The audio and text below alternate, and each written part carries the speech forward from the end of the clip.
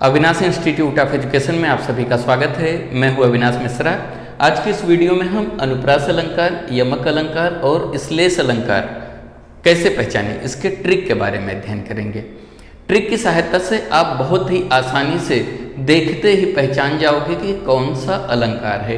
ये ट्रिक आपकी बहुत ही सहायता करेगी, इसलिए वीडियो पूरा देखना, ठीक है। तो चलो लेक्चर शुरू करते हैं और समझते हैं। सबसे पहले हम अनुप्रास अलंकार देखेंगे। तो यहाँ पे ध्यान दो, ट्रिक क्या है।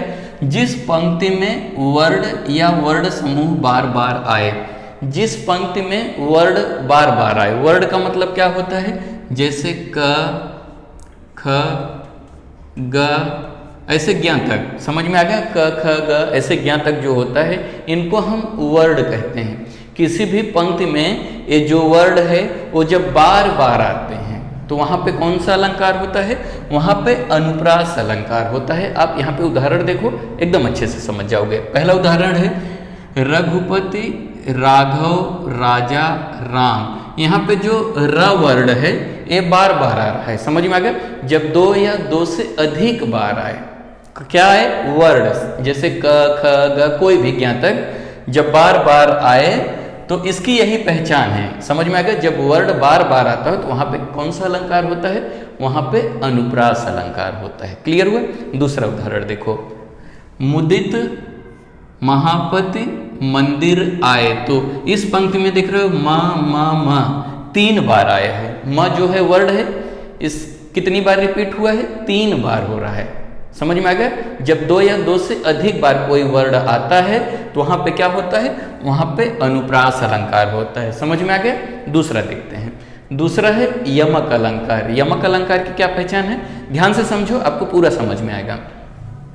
जिस पंक्ति में एक ही शब्द 2 या 2 से अधिक बार आए, कोई भी पंक्ति है, एक ही शब्द 2 या 2 से अधिक बार आए, समझ में आ गया। एक ही पंक्ति में कोई शब्द 2 या 2 से अधिक बार आए, लेकिन हर बार उसका जो अर्थ हो वो क्या हो, अलग अलग हो, समझ में आ गया। एक ही पंक्ति में कोई शब्द 2 या 2 से अधिक बार आए, लेकिन हर बार उसका जो अर्थ क्या रहना चाहिए, अलग अलग होना चाहिए। यहाँ पे ध्यान दो, आपको समझ में आ जाएगा। पहला उदाहरण देखो, सजना है मुझे सजना के लिए। तो यहाँ पे 2 शब्द आए हैं, पहला सजना और दूसरा सजना। दो बार आया है और दोनों का जो अर्थ है वो अलग अलग है। कैसे अलग है, ध्यान दो।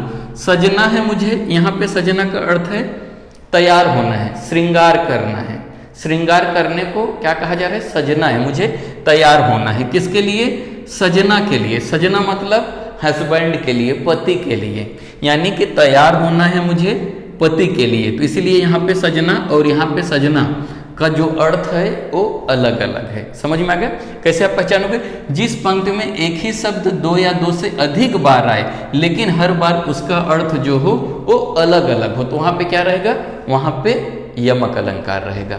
दूसरा उदाहरण देखो, जेते तुम तारे तेते नभ में तारे। यहाँ पे देख रहे हो तारे 2 बार आया है, शब्द एक ही है, 2 बार आया है, लेकिन अर्थ जो है अलग अलग है। कैसे अलग है, यहाँ पे देखो, जेते तुम तारे मतलब जिसको तुमने तारा, तेते, तेते मतलब उतने, नभ मतलब आसमान में तारे हैं।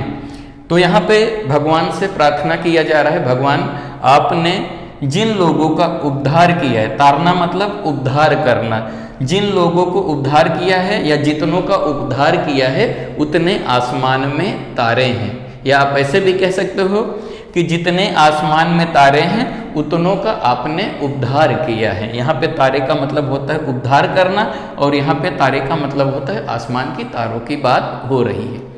समझ में आ गया, क्लियर हुआ। अगला समझो, श्लेष अलंकार को कैसे पहचानोगे। यहाँ पे ध्यान दो, जहाँ एक ही शब्द के अनेक अर्थ निकलते हो, यहाँ पे शब्द एक ही रहेगा, लेकिन उसी एक ही शब्द का अर्थ जो रहेगा अलग अलग रहेगा। शब्द एक ही रहेगा लेकिन अर्थ जो रहेगा अलग अलग निकलेगा, वहां पे क्या रहेगा, वहां पे श्लेष अलंकार रहेगा। उदाहरण से देखो, रहीमन पानी राखिए बिन पानी सब सून। यहाँ पे पानी के बारे में बताया जा रहा है। पानी का मतलब होता है विनम्रता। यहाँ पे देखिए पानी, रहीमन पानी राखिए, यानी कि पानी होना चाहिए। कहाँ कहाँ पे होना चाहिए? बिन पानी सब सून, सून का मतलब बेकार। रहीमन पानी राखिए यानी कि पानी होना चाहिए, पानी के बिना क्या है? सब बेकार है। कहाँ कहाँ पे बेकार है? पानी गए न उबरे। यहाँ पे देखो पानी जो है एक शब्द है, इसका देखो अर्थ कैसे अलग अलग निकलेगा।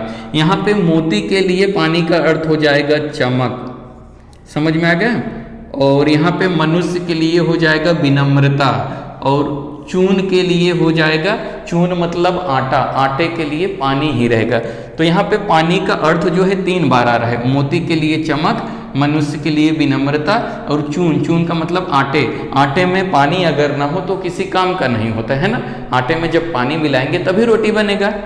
और मोती में अगर चमक ना हो तो मोती बेकार है। वैसे ठीक मनुष्य में अगर विनम्रता ना हो, पानी का मतलब क्या होता है? विनम्रता, विनम्रता ना हो तो मनुष्य भी बेकार है। तो यहाँ पे शब्द एक ही है पानी, लेकिन यहाँ पे इसका कई अर्थ निकल रहा है। जब शब्द एक ही हो, कई अर्थ निकले, तो वहाँ पे क्या होता है? वहाँ पे श्लेष अलंकार होता है। क्लियर हुआ? वीडियो कैसा लगा कमेंट करके जरूर बताइएगा।